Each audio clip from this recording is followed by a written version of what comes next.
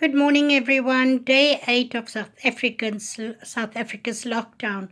My name is Caroline Peters, and I'm a human rights activist from Bridgetown in Athlone. As you can see, I'm self-isolating. I'm doing this video from my bedroom. So, yesterday we spoke about the cycle of violence. And we spoke about the honeymoon, the tension, the reconciliation phase, and the calm phase, and so. And in that video, I said that I'd like to speak about why women stay, because for me, this is one of the biggest reasons why women do not seek assistance or go out for help, because often she feels judged. And so for me, this is also one of the most difficult topics sometimes to speak about or to raise, because, or in fact, for her to raise that to family and friends. So people who have never been abused often wonder why a person wouldn't just leave an abusive relationship. They do not understand that leaving is complicated, and it also is dangerous. It's a dangerous time for the victim of the abuse. So often we've seen when women gets the protection order, that is the time when she is most vulnerable for violence. Women are killed after we have seen that women is murdered after a protection order has been granted.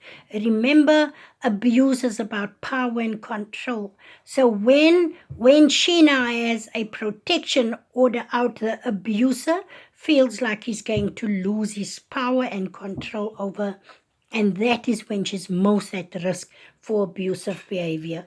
So why does she stay? She stays because society normalizes abuse. Society says to her, and I like to make this because I'm a Christian, I can speak from that point, is that often pastors and reverends and priests says to us, wives, submit to your husbands.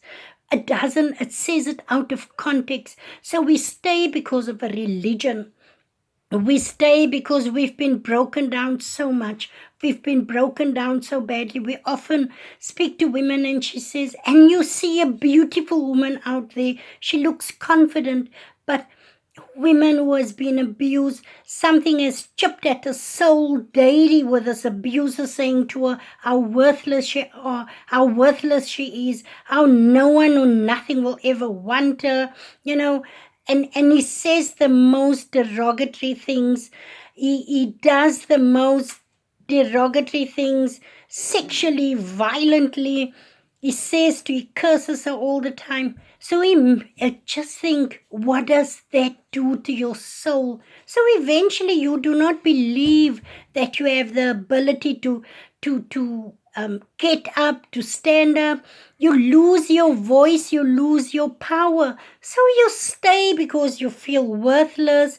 You feel maybe it's something I'm not doing right. Maybe if I do something differently, if my food is right, if my house is cleaner, if the children does better at school. So again, we do that self-blame. Maybe if I'm better in bed, it's going to stop him. And so that self-blame, that guilt of, am I doing something? Is it me that's doing something wrong? And so the cycle of violence continues. Women stay because society says to her, you know what? You're in this for the long haul. What God put together, let no man put asunder. Not religion will tell us to pray. Pray, sister, pray. You know what? Faith without works is dead. We stay because of the children.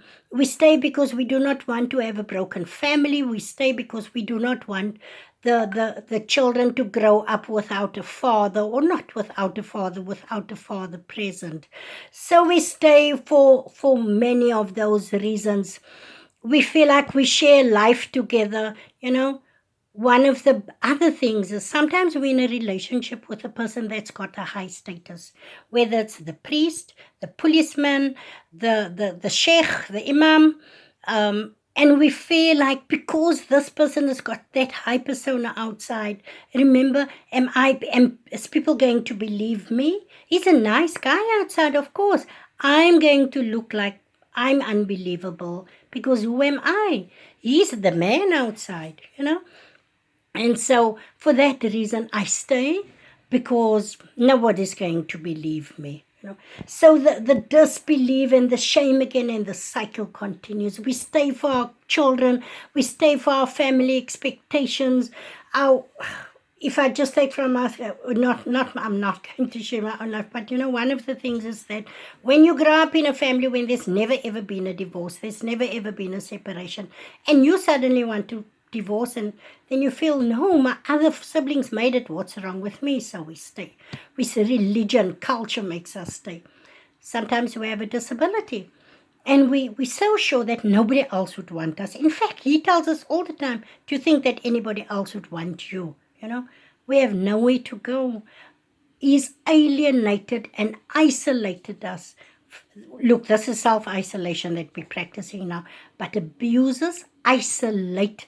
Just think how you're feeling 21 days under lockdown. This is the life of women that is abused. They're isolated from family and friends. So this video is long enough now. It's 6 minutes. I wish I could talk further and speak more around why women stay.